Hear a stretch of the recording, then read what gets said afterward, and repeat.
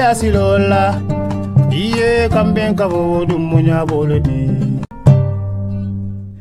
Chers internautes de Kewolo TV, merci et bienvenue dans votre émission Entretien avec. Alors aujourd'hui, nous avons le plaisir de recevoir M. Madi Gassama, qui est le vice-président du parti Amfit. Bonjour M. Gassama. Bonjour.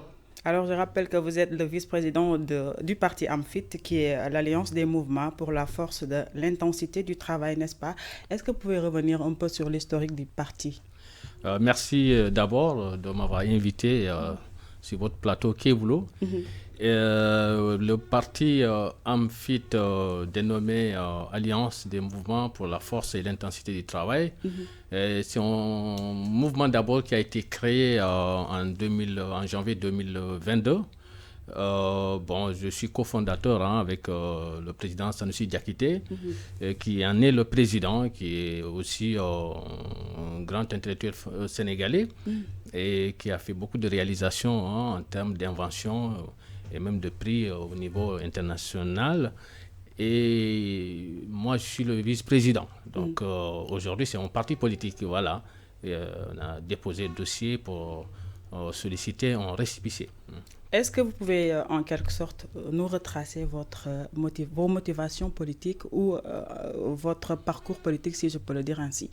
Mon parcours politique, oui, d'abord, j'ai souvent l'habitude de dire que j'ai deux casquettes. Je viens d'abord du monde solidaire, c'est-à-dire du monde associatif. Je suis fondateur de l'une des plus grandes associations en France. En France, oui. Et une association dénommée Alternative Île-de-France pour la solidarité et l'intégration, qui accompagne les ressortissants étrangers en vue de faciliter leur intégration en France. Alors, depuis 2009, je me suis intéressé à la politique sénégalaise. J'ai pris d'abord la carte du PDS à l'époque, en 2009, et très rapidement, je suis devenu un cadre au niveau de la France. Et j'ai même dirigé le parti de Maître Wade de 2010 à 2013. J'ai été le coordinateur du PDS. Après que j'ai créé, avec les amis ensemble, nous avons créé un mouvement dénommé le MDS, Mouvement des démocrates sénégalais. D'accord. Alors, j'ai cheminé ensemble avec de grands hommes politiques sénégalais, tels que Maître Ousmane Ngom, qui a été un ami, un grand frère, et depuis plus d'une dizaine d'années. Donc, aujourd'hui, j'ai mis tout ça derrière moi. Aujourd'hui, c'est Amfit, Alliance des mouvements pour la force et l'intensité du travail. Et nous pensons que pour nous, au tiers-monde, tel que précisément le Sénégal, on a du travail. Le travail existe, mais le travail n'est pas organisé. Et comment faire pour organiser le travail? C'est ce qui a motivé la création de ce parti politique où on met l'accent sur le travail, valeur travail. Voilà, parce que le travail, on a l'impression qu'en Afrique, les gens aiment travailler, mais ils ne connaissent pas la valeur travail. Voilà, parce qu'on peut en discuter. Par exemple, au niveau de nos services, l'administration, ou même dans les secteurs privés, on voit souvent les gens viennent en retard. On voit souvent, même au travail, on dirait qu'on est sous l'arbre à palabres pour discuter. Et donc, voilà, ça n'existe pas dans les pays développés. Donc, c'est pour cela qu'il faut mettre l'accent sur l'organisation du travail.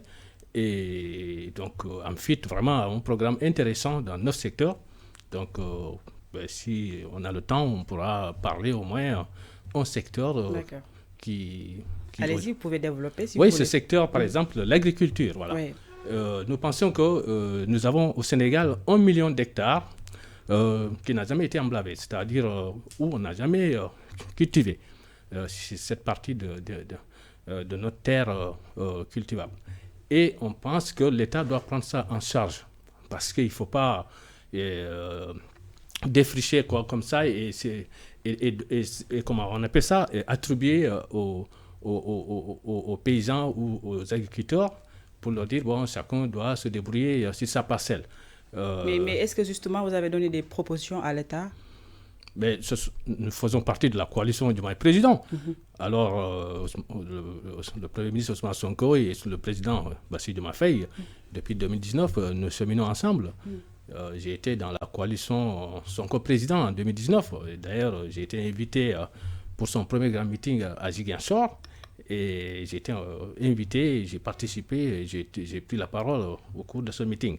Donc on se connaît bien et nous sommes disponibles pour proposer ce programme phare.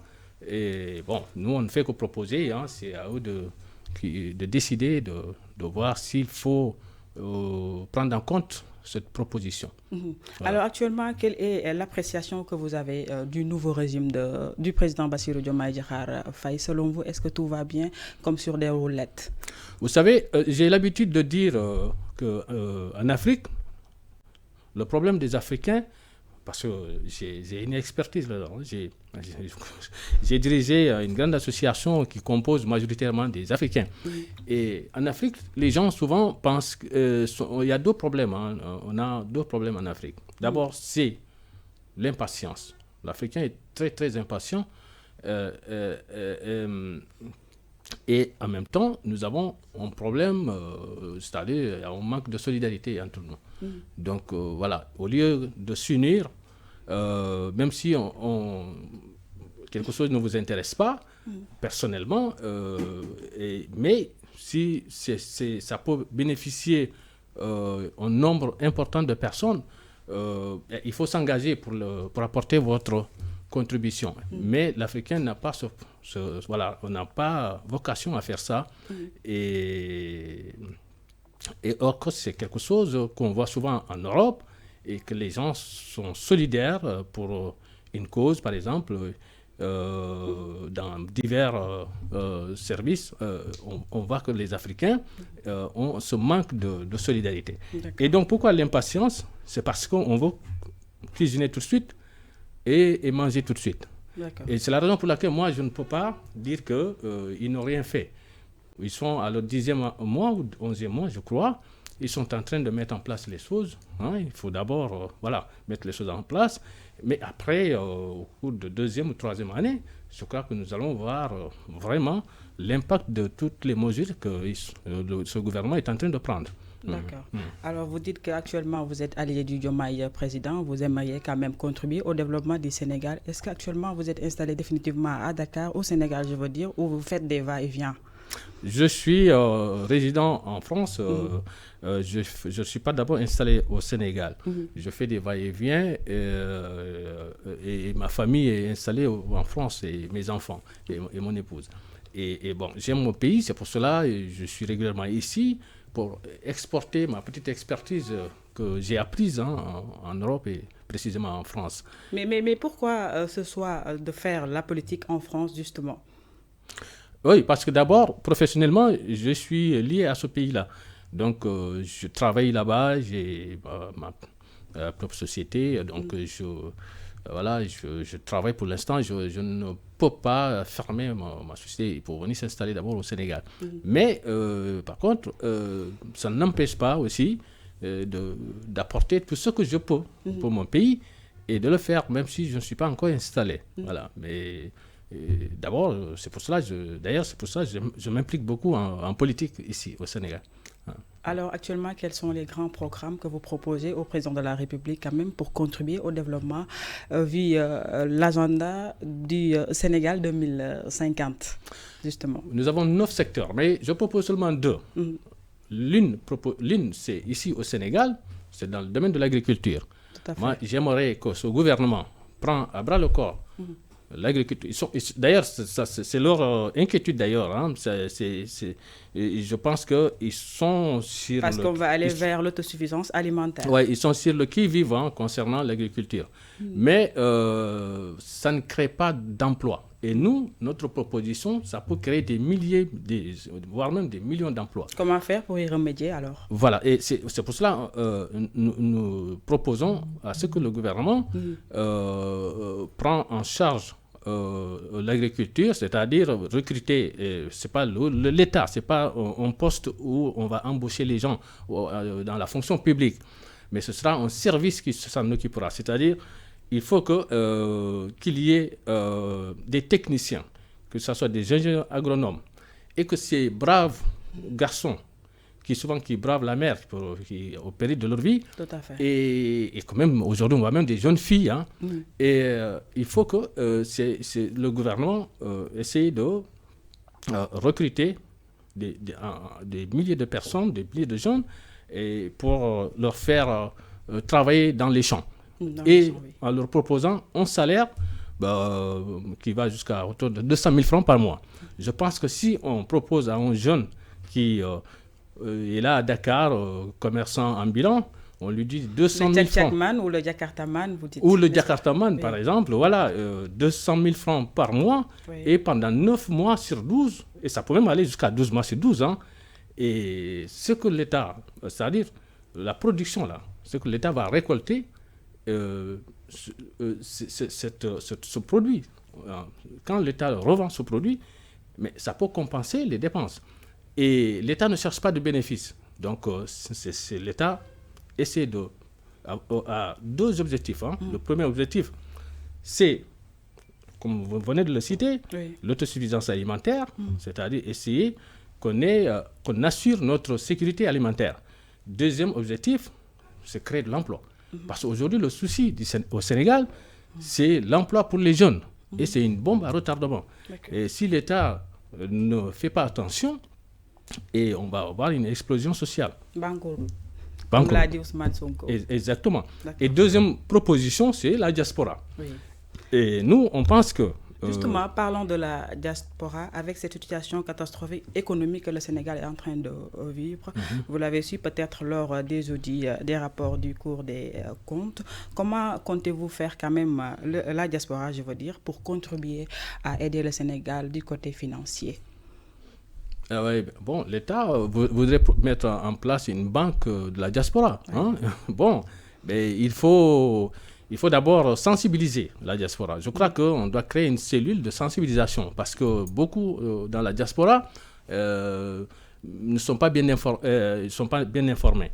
Je pense que d'abord, il faut une grande sensibilisation et montrer que, bon, vous n'êtes pas perdant, vous avez de l'argent qui sera, que l'État va garantir votre investissement et en même temps, vous allez aider l'État à avoir suffisamment de l'argent au lieu d'aller prêter dans les banques internationales comme FMI ou la Banque mondiale, mais c'est les citoyens même qui prêtent l'argent à l'État. Donc vous pensez que les FMI et les banques mondiales ne peuvent pas quand même développer Non, pas du tout. Non, pas du tout. Mais regardez les grandes puissances, par exemple la France.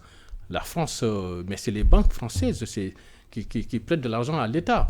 Donc tant que nous dépendons des organismes financiers comme ça, et c'est sûr et certain qu'on ne va pas s'en sortir. C'est pour cela, c'est une bonne idée que l'État mette en place une banque pour la diaspora et que la diaspora puisse déposer son argent et ça permet à l'État de faire travailler cet argent. Et les diaspora bonds, ça fera l'affaire? Mais c'est ça, la diaspora bonne, c'est ce que je voulais dire. Voilà, ce sera une bonne affaire, ça.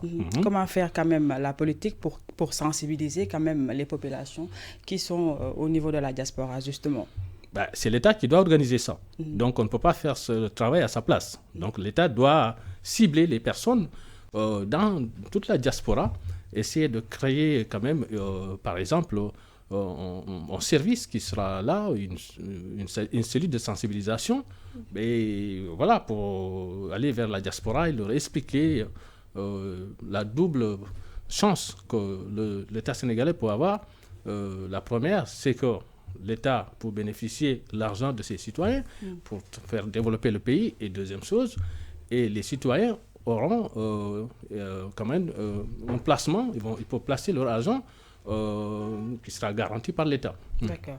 Quelle appréciation faites-vous de nos ressources qui viennent quand même d'apparaître au Sénégal, qui est notamment le gaz et le pétrole? Pensez-vous que ce sont des solutions qui peuvent quand même développer le Sénégal d'une manière vraiment durable? Je pense que les ressources minières sont importantes pour un pays, mais on a vu que d'autres pays avant le Sénégal, aujourd'hui, sont les pays les plus pauvres, malgré qu'ils avaient du gaz ou du pétrole. Mais est-ce que les contextes sont vraiment les mêmes? Non, c'est vrai que les contextes ne sont pas les mêmes. Aujourd'hui, je pense qu'on a un régime, un État vraiment qui va veiller sur comment dire, la bonne utilisation de ces ressources-là. Ça, j'ai cette confiance et je sais que ce sont des gens qui sont pas là pour voilà, et essayer comment dirais-je, de dépenser ou de voler nos deniers publics. Et je pense que ce ne sera pas comme le régime précédent. Hein, donc, nos ressources seront bien gérées. D'accord. Quel sera donc le mot de la fin par rapport à cet entretien? Merci, madame. Malgré le ramadan, vous avez voilà, pu m'accorder cette interview. Et c'est pour vous remercier. Kevolo, son PDG, je le connais très bien. C'est mon frère, hein, Babacar Touré. Et qui, depuis la France, j'ai vu comment dirais-je, ça touche quoi, dans le domaine de l'information et de l'investigation aussi. Et je vous souhaite bonne continuation et qu'on a besoin de vous pour avoir une bonne information. Tout à fait. Voilà. Merci beaucoup. Je vous en prie. Alors, c'était votre émission, hein, Entretien avec. Nous l'avons fait avec M. Madi Gassama, qui est le vice-président du parti AMFIT, qui est l'Alliance des mouvements pour la force et l'intensité du travail, n'est-ce pas? Merci de l'avoir suivi. À très bientôt.